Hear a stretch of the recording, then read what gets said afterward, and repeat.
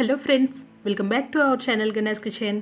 ఇవాల్టి వీడియోలో ఒక హెల్తీ బ్రేక్ఫాస్ట్ రెసిపీ రాగి ఇడ్లీలు ఎలా తయారు చేసుకోవాలో చూసేద్దాము.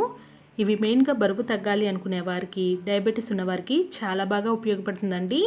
ఇవి సూపర్ సాఫ్ట్గా, స్పంజీగా, చాలా టేస్టీగా ఉంటాయి. మరి ఈ టేస్టీ రాగి ఇడ్లీలను ఎలా తయారు చేసుకోవాలో ఆ ప్రాసెస్ ఏంటో చూసేద్దాం. ముందుగా ఒక బౌల్ తీసుకొని ఇందులోకి 1 కప్పు మంచి క్వాలిటీ మినపప్పును తీసుకోండి. మంచి క్వాలిటీ మినపప్పు తీసుకున్నామంటే ఇడ్లీలు సాఫ్ట్గా, స్పంజీగా వస్తాయి. తర్వాత ఇందులోకి మనం ఏ కప్పుతో అయితే మినపప్పు తీసుకున్నామో అదే కప్పుతో 1 కప్పు శుభ్రం చేసుకున్న రాగులను వేసుకోండి. అలాగే 1/2 టీ స్పూన్ మెంతులను కూడా వేసుకొని ఇందులోకి తగినన్ని నీళ్లు వేసి 1కి 2 సార్లు ఈ వాటర్ క్లియర్గా వచ్చేంత వరకు క్లీన్ చేసుకోవాలి. చూసారు కదా, ఇలా ఏం మాత్రం కూడా డస్ట్ లేకుండా క్లీన్ చేసుకోవాలి. ఇప్పుడు ఈ మినపప్పు రాగులు మునిగే విధంగా నీళ్లు వేసుకొని వీటిని 4-5 గంటల సేపు నానబెట్టుకోవాలి. తర్వాత ఒక గిన్నెలోకి 1.5 కప్పు ఇడ్లీ రవ్వను వేసుకోండి. మనం ఏ కప్పుతో అయితే మినపప్పు రాగులు తీసుకున్నామో అదే కప్పుతో 1.5 కప్పు ఇడ్లీ రవ్వను తీసుకోవాలి. మీరు రెగ్యులర్గా యూజ్ చేసే ఇడ్లీ రవ్వ అయినా యూజ్ చేసుకోవచ్చు, లేదంటే మనకి ఇలా మిల్లెట్ రవ్వ అని దొరుకుతుందండి, ఇదైనా యూజ్ చేసుకోవచ్చు. ఏ రవ్వ తీసుకున్నా సరే ఫైన్గా, సన్నగా ఉండే విధంగా చూసుకోవాలి. ఇప్పుడు ఇందులోకి తగినన్ని నీళ్లు వేసి 1కి 2 సార్లు ఈ రవ్వని శుభ్రంగా క్లీన్ చేయండి.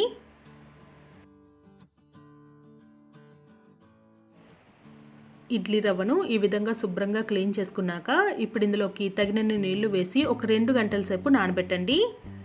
2 గంటల తర్వాత చూసారా, ఇక్కడ మనకి మినపప్పు అలాగే రాగులు చక్కగా నానిపోయాయి. ఇప్పుడు వీటిని ఫ్రెష్ వాటర్తో ఒకసారి శుభ్రంగా క్లీన్ చేసుకొని మిక్సర్ జార్లో కానీ లేదంటే గ్రైండర్లో కానీ వేసుకొని మెత్తగా రుబ్బుకోవాలి. నేను ఇక్కడైతే మాత్రం గ్రైండర్లో వేసానండి. మిక్సర్ జార్లో వేసేటట్టయితే మాత్రం ఐస్ క్యూబ్స్తో కానీ ఐస్ వాటర్తో కానీ రుబ్బుకోవాలి. చూసారు కదా, ఈ విధంగా మెత్తగా రుబ్బుకోవాలి. ఇలా రుబ్బుకున్నాక ఇప్పుడు ఇందులోకి మనం ముందుగా నానబెట్టుకున్న ఇడ్లీ రవ్వను వాటర్ మొత్తం స్క్వీజ్ చేసేసుకొని ఈ రుబ్బులోకి వేసుకోవాలి. ఏ మాత్రం కూడా నీళ్ళు లేకుండా చూసుకోండి, లేదంటే పిండి జారుగా అయిపోతుంది. ఇలా ఇడ్లీ రవ్వ మొత్తాన్ని వేసేసుకున్న తర్వాత ఇప్పుడు ఇందులోకి రుచికి సరిపడా ఉప్పును వేసుకోండి. ఉప్పు ఇప్పుడైనా వేసుకోవచ్చు, లేదంటే పిండి ఫర్మెంట్ అయిన తర్వాత అయినా వేసుకోవచ్చు. ఇదంతా కలిసే విధంగా ఒకసారి చక్కగా చేత్తోనే కలుపుకోండి. మనకి కన్సిస్టెన్సీ అన్నది ఈ విధంగా ఉండేటట్టు చూసుకోండి. ఇప్పుడు దీనిపైన మూత పెట్టుకొని 8 గంటల సేపు కానీ లేదంటే ఓవర్ నైట్ కానీ ఫర్మెంట్ చేసుకోవాలి. 8 గంటల తర్వాత చూడండి, పిండి ఎంత ఫ్లఫీగా ఎయిర్ గ్యాప్స్ ఫామ్ అయ్యి చక్కగా రెడీ అయిపోయింది. ఇప్పుడు ఒకసారి కలుపుకొని మీకు ఎంత పిండి కావాలో అంత పిండి తీసుకొని మిగిలింది ఫ్రిడ్జ్లో పెట్టుకొని ఒక 2 రోజుల వరకు స్టోర్ చేసుకోవచ్చు. ఇలా తయారు చేసుకునే పిండిని మీరు కావాలి అంటే డైరెక్ట్గా ఇడ్లీ ప్లేట్స్లో వేసుకోవచ్చు, లేదంటే ఇలా పల్చటి కాటన్ క్లాత్ని తడుపుకొని వేసుకోండి. ఇప్పుడు ఇలా కొద్ది కొద్దిగా బ్యాటర్ని ఈ ఇడ్లీ రేకుల్లోకి ఫిల్ చేసుకోవాలి. ఇప్పుడు ఎక్స్ట్రా ఉండే క్లాత్ని దీనిపైన ఇలా క్లోజ్ చేసేసుకోండి.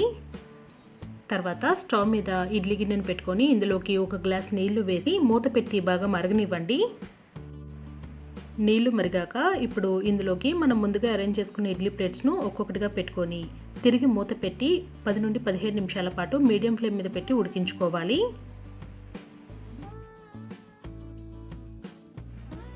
పది నిమిషాల తర్వాత మూత తీసి ఒకసారి చెక్ చేసుకోండి ఇడ్లీలు ఉడికాయో లేదో. ఒకవేళ ఉడకలేదంటే ఒక 2-3 నిమిషాల పాటు తిరిగి మూత పెట్టుకొని ఉడికించండి. ఇప్పుడు స్టవ్ ఆఫ్ చేసి వీటిని ఒక 10 నిమిషాల సేపు అలానే వదిలేయండి. వేడి మీద డీమౌల్డ్ చేసామంటే ఇడ్లీలు సరిగ్గా రావు. 10 నిమిషాల తర్వాత ఇప్పుడు ఇక్కడ వీడియోలో చూపించిన విధంగా ఇడ్లీలను మనం డీమౌల్డ్ చేసుకోవాలి. చూసారా ఎంత పర్ఫెక్ట్గా వచ్చాయో. ఇవి సూపర్ సాఫ్ట్గా, చాలా చాలా టేస్టీగా ఉంటాయండి. వీటిని మనం పల్లీ చట్నీతో కానీ కారం పొడితో కానీ సర్వ్ చేసుకున్నామంటే చాలా బాగుంటాయి.